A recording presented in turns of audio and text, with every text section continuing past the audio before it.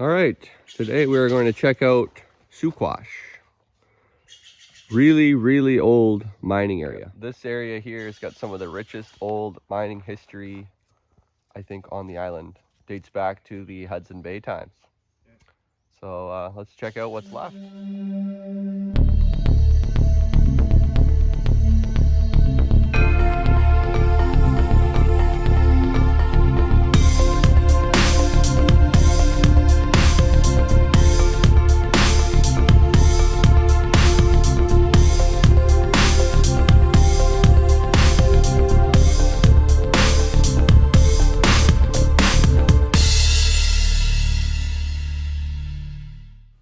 The history of the Soquash area dates back to the Kwakiutl Nation.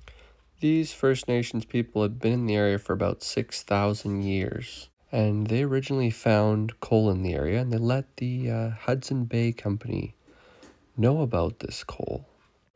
This was useful to the Hudson's Bay to load canoes with coal to help power their steamships. In total, they mined about 9,000 tons of ore with pick and shovel. The first main part of this work took place from 1849 to 1853. The majority of the mining took place in the early 1900s by the Pacific Coast Mining Company. And what we're going to see today is what remains from their extensive operation in the area.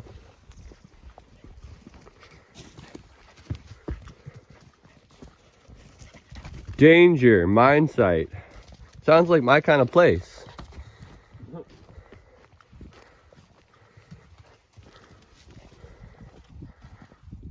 These are pretty cool. They were using these to winch the cars up and down the mine. And we'll actually see the shaft. But pretty neat little spot that they had here. Pretty serious machine. Yeah, it sure would have been cool to see it all working. Yeah, it would. How it was supposed to. They must have been the main logs for the workers or something. Yeah, this is really old. The stonework is ancient.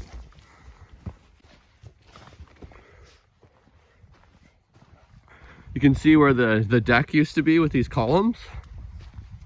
And as you can imagine, that would be a pretty sweet view. There's your view off your deck. And back in the day, they always had two fireplaces.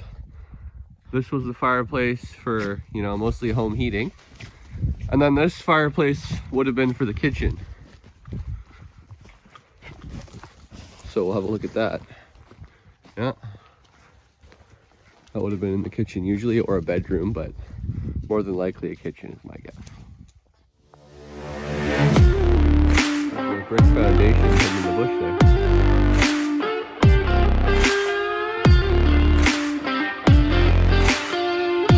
Looks like this may have been a boiler, but it's hard to tell. Or maybe not. It's pretty rotten.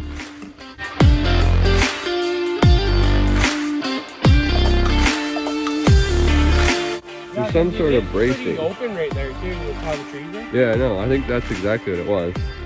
So we can see these ties. We've seen two of them so far. We figured there'd be two more. But they all seem to point right to that foundation, so we anticipate that there was a really big chimney where maybe they would do some smelting of the ore. So here's actually probably one of the cables that hooked up to this. So here's the shaft that those cars, kind of like part of the elevator or hoistway system, would ride on. And we've got these big steel tracks that would have went down the height of the mine, and that's how they would have been able to get the coal cars from the bottom levels to the upper levels. And this was the shaft here. It's been filled in recently. It used to just be filled in with water, but for some reason a bunch of soil has been thrown in there. I'm thinking this was an ore bucket that pivoted on those pins, is my guess. Riveted, so you know it's old. Nice. Well, it might not be running straight. So here's a really old steam donkey, which is pretty cool. And that also points directly at that building that used to be there with that chimney. So that's interesting. And then over here is the hoist for raising those cars that we saw up and down the mine shaft. That points perfectly with the mine shaft we were just looking at, and you can see the controls over there. It's pretty neat.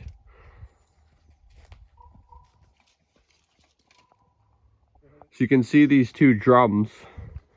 The cables would have wrapped around these and then hauled up each of those cars that we saw earlier in unison, is my thought. But they also may be alternating. But it depends. I think they would be in unison, and they would come up here, and then this big disc would have been the brake system. And then there's Leia. There's the controls. And then these massive pistons would have been steam powered or air powered, is my guess. So these are always pretty neat to find, especially one this big. And it'd have to be big. I think that there was a pretty decent sized head frame, and this would have been at the top of it. And it's a pretty serious sized piece, somewhere in the neighborhood of 10 feet in diameter, I would say. Well, everybody, that's gonna do it for another video.